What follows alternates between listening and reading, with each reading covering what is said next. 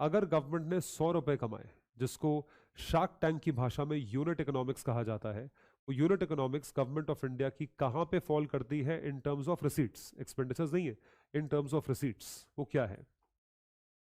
तो एक एक करके आपको बताता हूँ, रेवेन्यू रिसीट्स, कैपिटल रिसीट्स। तो सबसे पहले बात करेंगे टैक्सेस की, और टैक्सेस में भी बात करेंगे डायरेक्ट टैक्सेस की। ऑलराइट, तो इनकम टैक्स 22%, ये है पर्सनल इनकम टैक्स। और इसके सिवा है कॉरपोरेशन टैक्स यानी कंपनीज का टैक्स, ये है 17%। 22 प्लस 17 39, 39%। गवर्नमेंट ऑफ इंडिया के 100% रेवेन्यूज में से 39% पैसा कहां से आता है?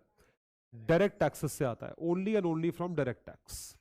आपको यह बात ध्यान रखनी पड़ेगी कि डायरेक्ट टैक्स का कंट्रीब्यूशन सरकारी खाते में इनडायरेक्ट टैक्सेस से ज्यादा था। आने वाले साल में होगा या नहीं होगा पता नहीं, लेकिन इस साल तक ज्यादा था। Direct tax collection was higher than indirect tax. तो इनकम टैक्स का 22% और कॉर्पोरेशन टैक्स का 17%। This is the total calculation of और total collection from income tax, companies का टैक्स, पर्सनल इनकम टैक्स। इसके बाद आते हैं इनडायरेक्ट टैक्सेस पे। इनडायरेक्ट टैक्सेस में एक्साइज ड्यूटी 5% की है, GST and other excise other taxes 18%। ये मेजर कलेक्शन है, ये इनडायरेक्ट टैक्सेस का कलेक्शन है। तो जीएसटी से ये आया। और उसके बाद है तीसरा, कस्टम्स ड्यूटी 4% का। ये अभी भी है, जीएसटी के आने के बाद भी कस्टम्स ड्यूटी लगाई जाती है, यानी कस्टम्स ड्यूटी को जीएसटी में मर्ज नहीं किया गया है।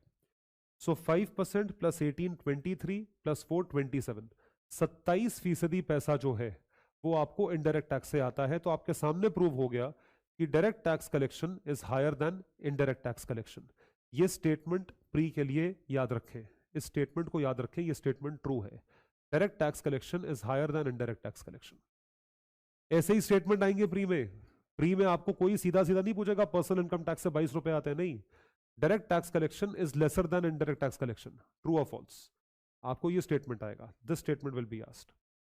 तो ये इनडायरेक्ट टैक्स का कलेक्शन है। तो ये हमारे टोटल मिला के हुए टैक्सेशन रिसीट्स। तो आप खुद देख सकते हैं 100% कलेक्शन में से टैक्सेशन रिसीट्स कितने हुए?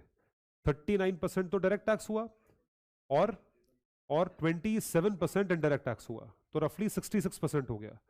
तो 66% का कलेक्शन भारत सरकार के खाते में सिर्फ और सिर्फ आयकर विभाग, टैक्सेशन डिपार्टमेंट के पास आता है।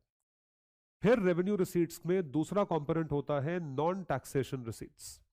नॉन टैक्सेशन रिसीट्स जो है वो 9% का आमदनी देते हैं।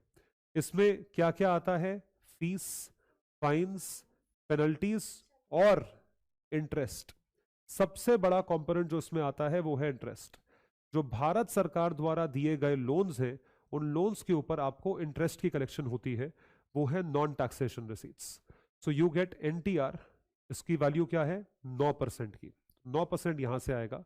ये हुए टोटल मिला के revenue receipts, these are revenue receipts, जिसमें टैक्सेशन और नॉन टैक्सेशन रेवेन्यू आया।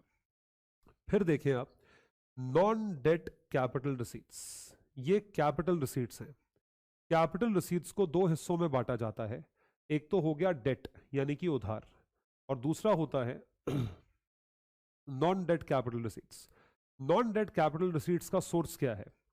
नॉन डेट कैपिटल रिसीट्स का सोर्स है disinvestment receipts, sale of assets, and जो हमने लोन्स पहले दिए हुए थे उन लोन्स का रीपेमेंट, उन लोन्स की रिकवरी ऑफ दोज लोन्स।